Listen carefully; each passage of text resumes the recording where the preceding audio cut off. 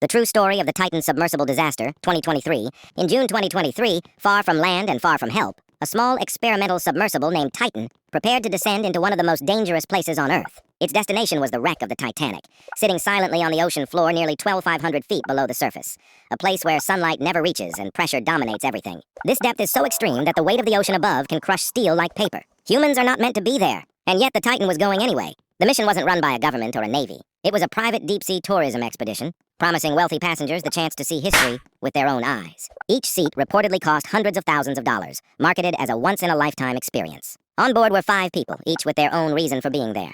There was the company's CEO, a man who believed strongly in innovation and pushing boundaries. There was a legendary French explorer, someone who had visited the Titanic wreck more times than almost anyone else. There were passengers chasing adventure, including a father and his teenage son, hoping to share an unforgettable moment together. Early that morning, the Titan was lowered into the Atlantic from a support ship floating miles from shore.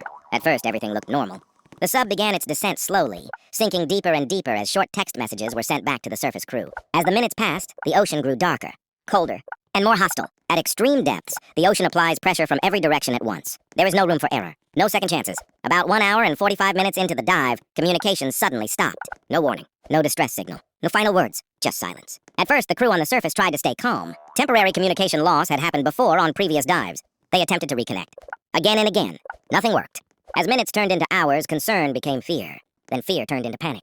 The Titan was built with a limited oxygen supply, estimated at around 96 hours. If the sub was stuck on the ocean floor, the people inside would be trapped in complete darkness, listening to the sounds of the ocean pressing in around them. When the news finally broke, it spread around the world instantly. Major news networks switched to live coverage. Social media exploded with updates, theories, and speculation. People tracked the oxygen countdown by the hour. Governments from multiple countries launched a massive search and rescue effort.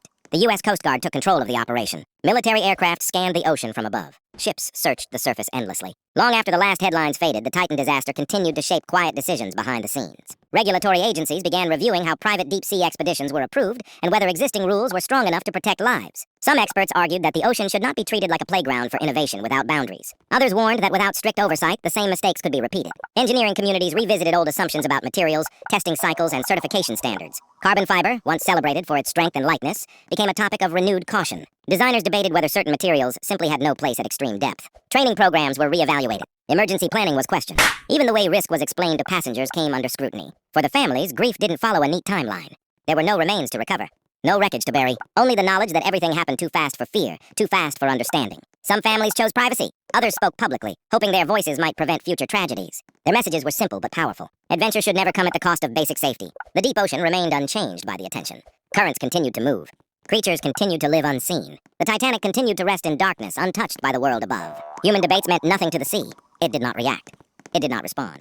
It simply existed. For many people watching from afar, the disaster quietly changed how they viewed exploration. Not as a race, not as a spectacle, but as a responsibility. Because some frontiers demand patience instead of bravery, proof instead of promises, and respect instead of confidence. The Titan's descent was over in moments, but its impact will last for years. Written not in headlines, but in the silence that followed.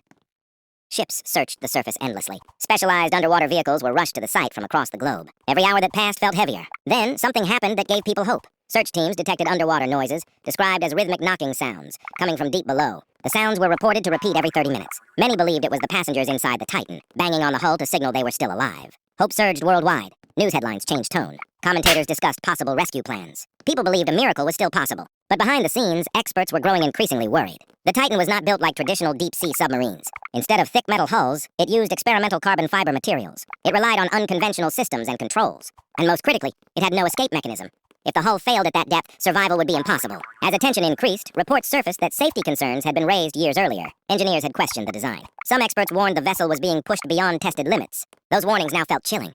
Then, on the 4th day of searching, everything changed. A remotely operated underwater vehicle discovered debris scattered across the ocean floor, not far from the Titanic wreck. The pieces matched the Titan. Shortly after, the U.S. Coast Guard confirmed the truth. The Titan had suffered a catastrophic implosion. At that depth, the pressure is so overwhelming that the sub collapsed inward instantly. The implosion would have taken milliseconds. There would have been no warning, no pain, no time to understand what was happening. The knocking sounds that gave the world hope, they were later believed to be unrelated ocean noise. The announcement ended the search. Hope turned into shock. Shock turned into grief. The story dominated headlines for weeks. It sparked global debates about extreme tourism, safety regulations, and how far humans should push technology in environments that offer no forgiveness. Once again, the ocean reminded humanity of a hard truth. It does not care about ambition. It It does not care about money, and it does not forgive mistakes. 5 people went down chasing history. Plans for future deep-sea expeditions were suddenly put on hold across the industry. Companies paused launches. Researchers rechecked designs. Engineers revisited safety assumptions that had been taken for granted for years. The Titan disaster forced a hard reset on how people thought about exploration at extreme depths. Experts explained that the deep ocean is not like space, where failures can sometimes be survived. In the ocean, pressure is constant, unforgiving, relentless. There is no margin for optimism. Investigators emphasize that innovation alone is not enough. Progress without caution becomes danger. Ambition without restraint becomes risk. And risk at extreme depth becomes final. As more information surfaced, public focus returned to the Titanic itself. The wreck has rested undisturbed for over a century, slowly being reclaimed by the ocean. Bacteria eat away at its metal. Currents reshape its remains. It exists now as both a historical site and a grave. Some experts questioned whether humans should even continue visiting it at all. Is exploration worth disturbing a place where so many lives were lost? Or does the desire to see history up close blind us to the danger? These questions had no easy answers.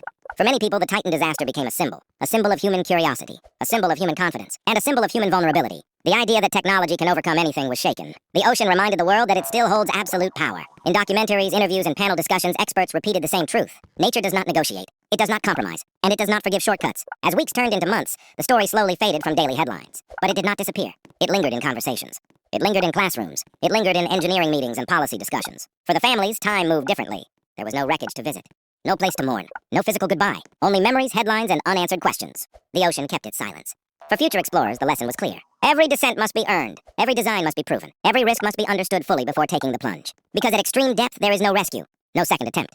No forgiveness. The Titan's final dive became a warning written in pressure and darkness. A reminder that curiosity must walk hand in hand with responsibility. And that some places on Earth demand humility above all else. 5 people entered the deep believing in innovation. Believing in preparation. Believing in possibility. Their journey ended before anyone knew something was wrong. The ocean closed around them without sound. Without light.